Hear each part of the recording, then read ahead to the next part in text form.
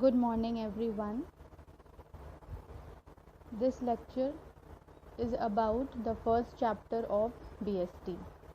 Name of the chapter is Nature and Significance of Management. First, we will understand कि management क्या होता है.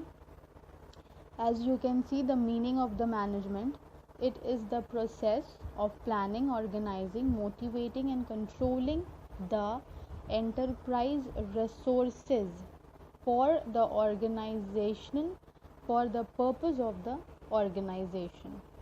तो किसी भी organization के goal को achieve करने के लिए we have to manage that organization.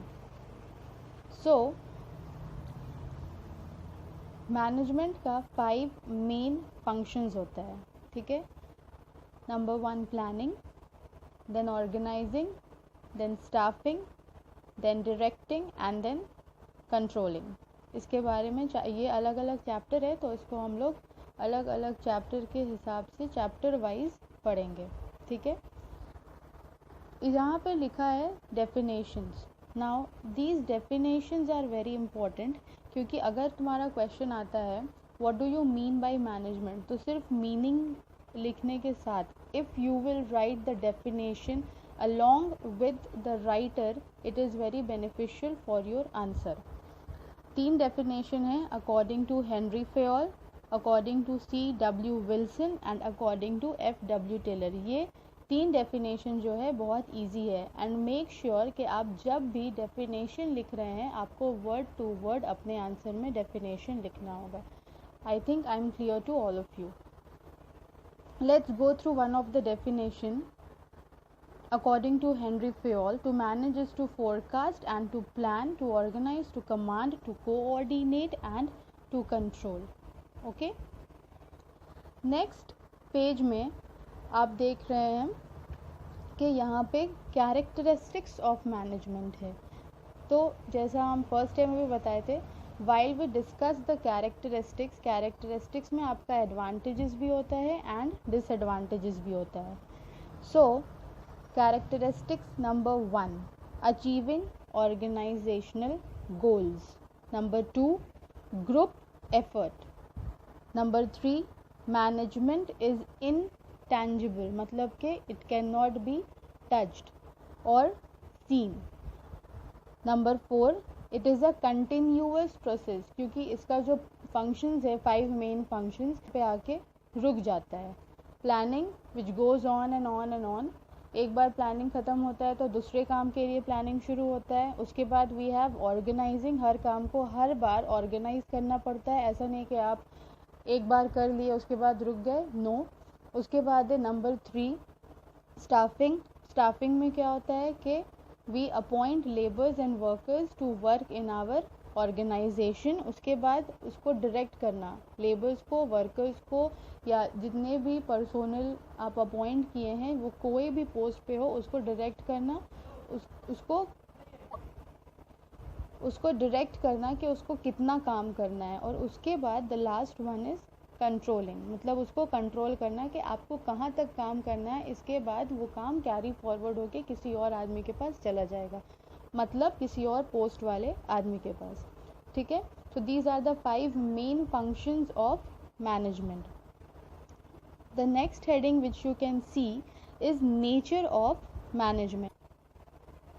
So management को 3 टाइप से कंसिडर किया जाता है. पहला आर्ट्स, दूसरा साइंस, तीसरा प्रोफेशन.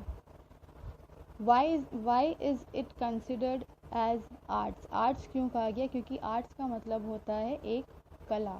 ठीक है. तो किसी भी काम को सिर्फ सिस्टमैटिक वे में आप नहीं कर सकते हैं. You have to be a little bit innovative. कोई भी काम को करने का तरीका अगर एक ही सिरे से करते जाएंगे तो people will get bore, first of all. और दूसरा कि उसको करने का एक कला होना चाहिए. ठीक है. इसीलिए management is known as art. Okay. Now why is management known as science?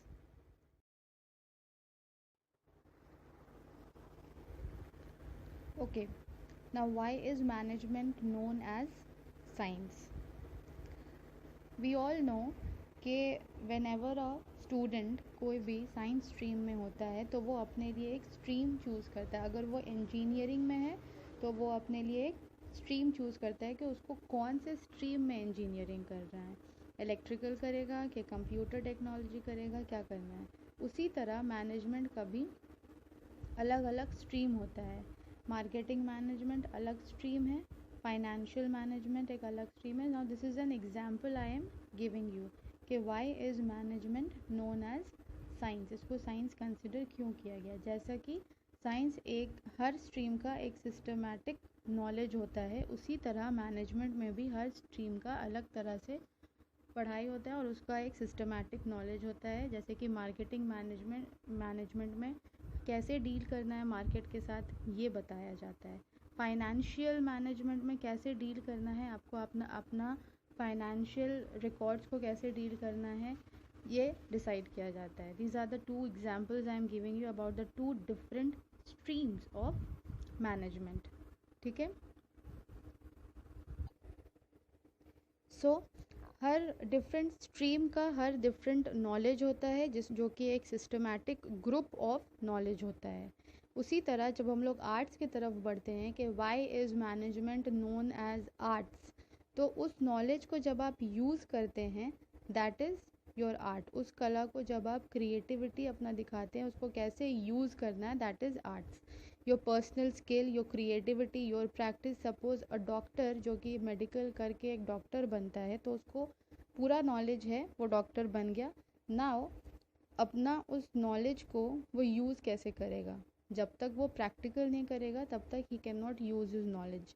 ठीक है, तो once he is appointed now in a hospital और अपना क्लिनिक खोल लिया, तो नाउ उस नॉलेज का वो यूज़ करेगा। जब वो यूज़ करेगा वो अपना क्रिएटिविटी को वो सामने लेके आएगा। जब उसको प्रैक्टिस करेगा तब जाके वहाँ पे समझ में आएगा कि that he is using his knowledge, he is using his medical knowledge to become a doctor. Or the third part is management is a profession. Why it is a profession? क्योंकि वो जो डॉक्टर है he is under his profession. वो doctor कोई engineer का काम नहीं कर सकता है। वो डॉक्टर जो डॉक्टरी कर रहा है, डॉक्टरी इज़ हिज प्रोफेशन। वो क्या करके आया, प्रिंसिपल्स लेके आया कि उसको एक काम को कैसे करना है। He has got the knowledge that we consider as science. के उसके पास जो प्रिंसिपल्स था, जो सिस्टमैटिक नॉलेज था मेडिकल का, वो गेन करके आया। यहाँ पे बोल सकते हैं, यहाँ पे कंसिडर कर सकते हैं कि ये साइंस हुआ। उसके बाद क्या किया, वो अपना आर्ट को प्रैक्टिस किया, मतलब कि जो नॉलेज वो लेकर आया अपने साथ, दैट इज़ उसके बाद जो प्रैक्टिस किया दैट इज़ आर्ट्स। ठीक है, वो अपना जो भी मेडिकल का नॉलेज था वो उसको जब प्रैक्टिस करना शुरू किया, मतलब जब प्रैक्टिकल करना शुरू किया, that is his knowledge is now practised, that is an art. और अभी वो किस प्रोफेशन में, and why is management known as profession, क्योंकि a doctor is a profession और उसके बाद वो उस नॉलेज को प्रैक्टिस जब किया तब अपने प्रोफेशन में आने के बाद किया, and that is why is management is known as art also and profession also. Okay, and the pictures which is scrolling up, जो आप पिक्चर्स देख रहे हैं उसमें, to make you understand more properly, I have noted down the characteristics of management as an art, management as science, and management as a profession. ठीक है, that's all for today. Next class onwards we'll go through levels of management. Thank you.